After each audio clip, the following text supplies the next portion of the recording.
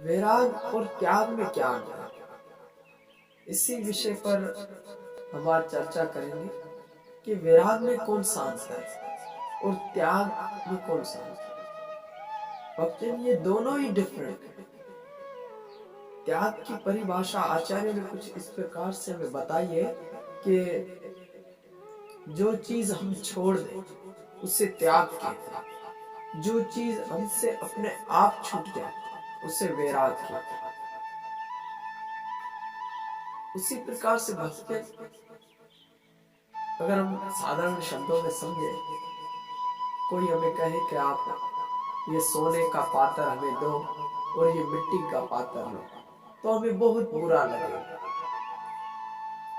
क्योंकि छोटी वस्तु दी जा रही है और बड़ी वस्तु मांगी जा रही है, ऐसा ही है। परंतु कोई आपको कहे कि ये मिट्टी का पात्र हमें दो और ये स्वर्ण का पात्र आप लो, तो हम बहुत प्रसन्न हो जाएंगे कि हमें बड़ी चीज दी जा रही है और छोटी चीज ली जा रही है आपसे।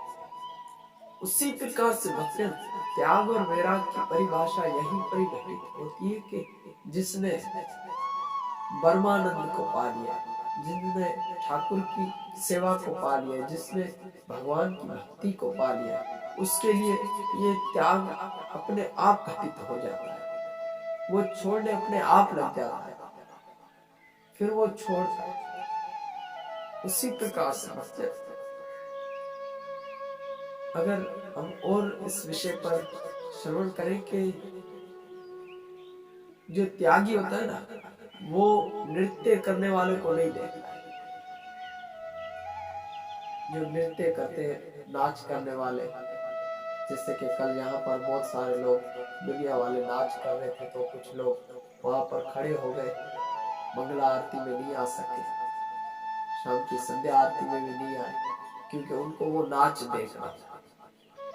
परंतु भक्तजन, वैरागी है ना, जो वैरागी मनुष्य, वो आपको पता है क्यों ये नाचते हुए लोगों को नहीं देखते? क्योंकि उसने गोविंद को नाचते हुए देख लिया। वो संसारी गजलें, राग, गीत ये क्यों नहीं सुनता है? क्योंकि उसने गोविंद की वंशी को सुन लिया, उसने श्री ठाकुर जी के प्रेम को पा लिया, इसलिए उसके आगे ये दुनिया का प्रेम तुच्छ लगता है। यही त्याग और वैराग की परिभाषा। वैराग अपने आप जीवन में घटित होता है, त्याग छोड़ने का नाम नहीं है। जो त्याग है उसको छोड़ना पड़ता है, वो अपने आप घटित नहीं होता। त्याग अपने आप अनुभव में आता है। जैसे कि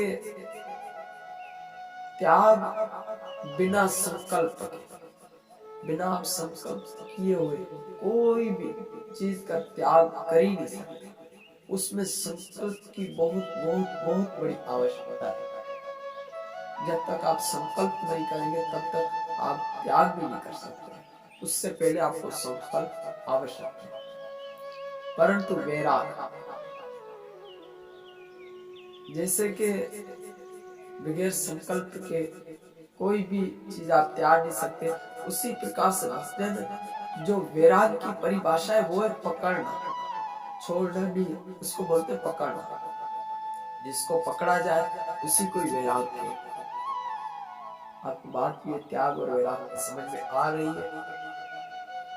भक्तजन, एक बात कहूं कि छोड़ना भी क्या है? कोई चीज हमारी हो तो ही हम छोड़े। अभी तक तो हमारी कोई चीज है ही नहीं। ये शरीर भी माता पिता का उधार है। ये शरीर भी माता पिता का ही तो है, माता पिता से ही हमें मिला। कुछ भी हमारा नहीं है जो हम छोड़े। इसीलिए तो वृंदावन के वैष्णव गणों ने यही कहा है कि श्री राधा रानी ने वृंदावन के हर एक पत्ते पत्ते पर लिखा हुआ, क्या लिखा है?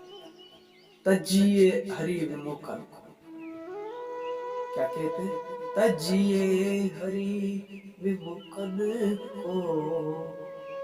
बोलते श्री राधा रानी बोलते हैं कि वृंदावन के हर पत्ते पत्ते पर मैंने केवल यही लिखा है कि आप केवल केवल जो हरि से विमुख है, जो हरि की सेवा से दूर है, हरि के नाम से दूर है, उनसे दूर हो जाए।